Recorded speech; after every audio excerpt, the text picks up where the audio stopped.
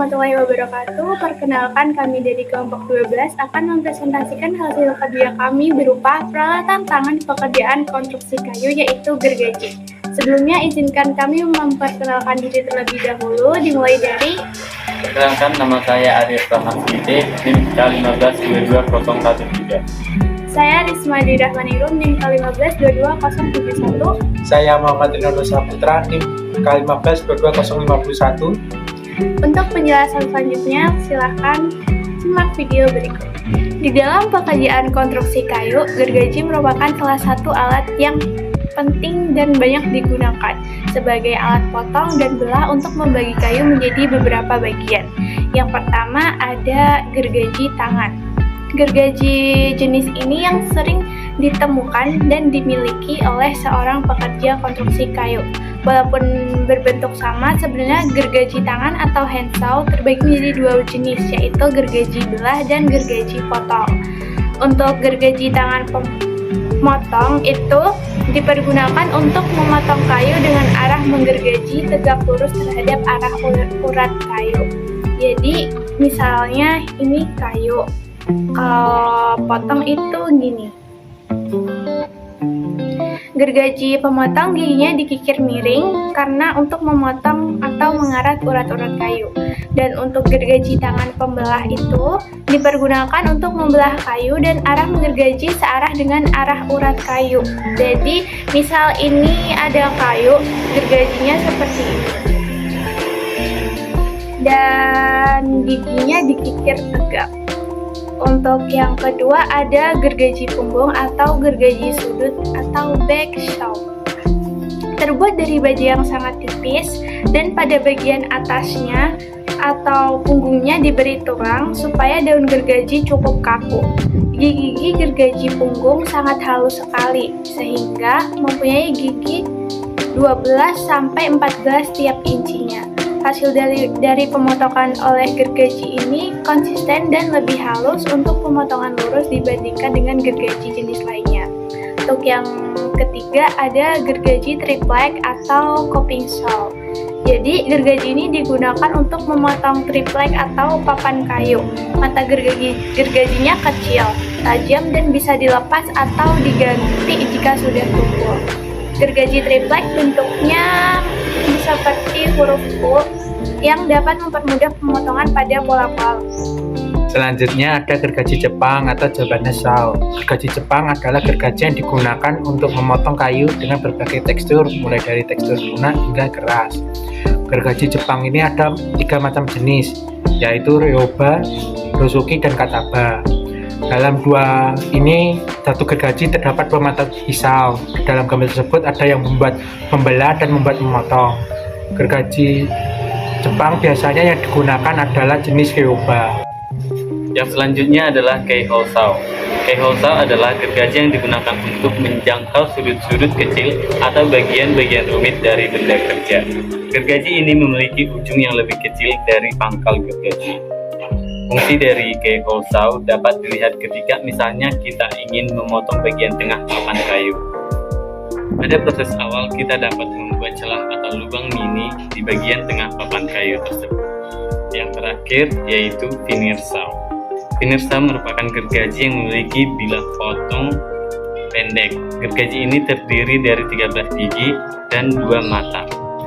Biasanya gergaji jenis ini digunakan untuk berbagai pekerjaan yang membutuhkan presisi tepat, dan gergaji ini digunakan untuk benda kerja yang cukup tipis. Selanjutnya adalah cara menggunakan peralatan tangan pekerjaan konstruksi kayu, yaitu cara menggunakan gergaji. Pertama, pada waktu memasang gergaji, gigi gergaji menyayat kayu harus dilakukan dengan tenang dan beraturan. 2. Sebelum mulai melaksanakan pengerajinan, lukislah garis batas di mana tempat gerigi gergaji akan memotong. Berarti sebelum untuk menggergaji harus dilukis apa yang sesuai yang diinginkan.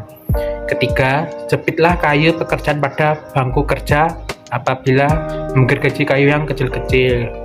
Maksudnya ini adalah untuk supaya saat kita menggergaji benda tersebut tidak bergerak dan memudahkan kita untuk menggergaji.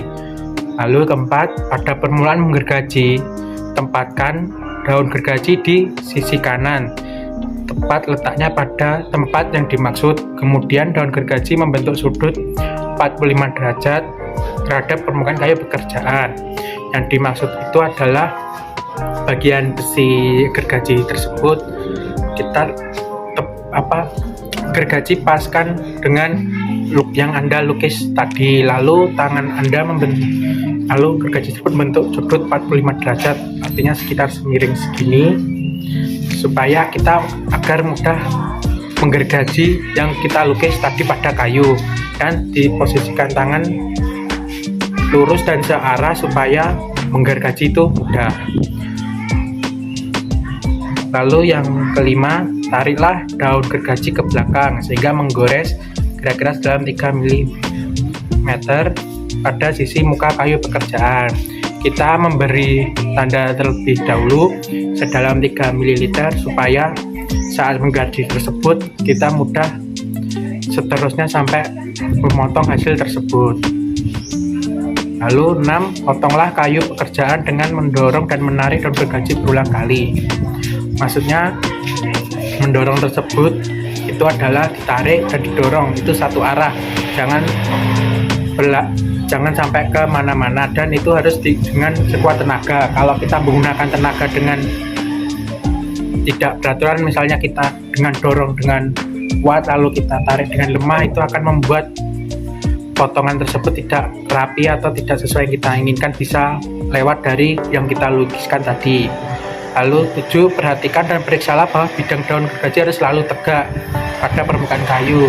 Maksudnya pada tegak supaya kita tidak akan terganggu pada daun gergaji besi gergaji itu, supaya tidak akan membelok kemana-mana dan mengganggu fokus tangan kita tersebut. Yang 8, pada akhir pemotongan peganglah ujung yang terpotong supaya kayunya tidak robek dan pecah. Maksudnya jadi hampir kita selesai memotong itu, yang bagian yang selesai yang kita lukis sesuai potongan tadi itu kita harus pegangin supaya tidak akan menimbulkan bagian yang terakhir patahan atau sobekan. Terima kasih. Dalam pekerjaan konstruksi kayu, beberapa alat memerlukan perawatan yang baik. Seperti contoh perawatan gergaji, yaitu memerlukan alat-alat perawatan seperti penjepit gergaji, plat baja penguak, alat untuk meratakan gigi yaitu kikir segi 4, dan alat untuk pengasah mata gergaji yaitu kikir segi 3.